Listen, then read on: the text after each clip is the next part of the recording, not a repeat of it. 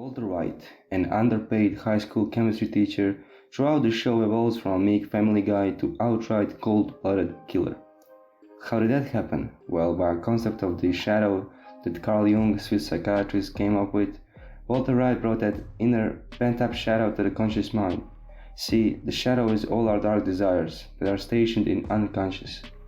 And by not integrating them in our conscious mind, we let the shadow grow and we risk it coming to the light in wrong times.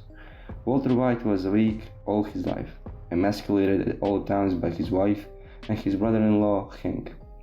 He never stood up for himself, and that resulted in a weak character. He let others take advantage of him and emasculate him.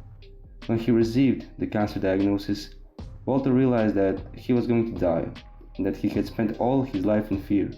So he finally broke away from that life, and decided to become a drug dealer.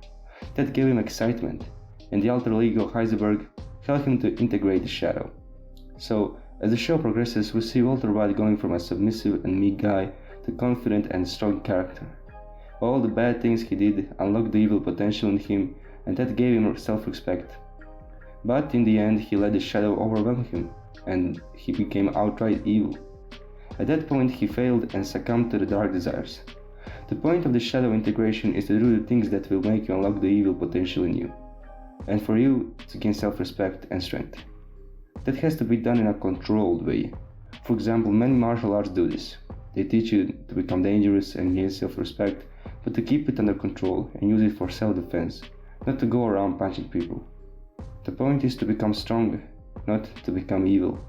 You can integrate the shadow in many ways, to practice martial arts, to say no to others, to put yourself forwards. That way the shadow will integrate in the consciousness and you will gain the much needed strength of character to live a good life.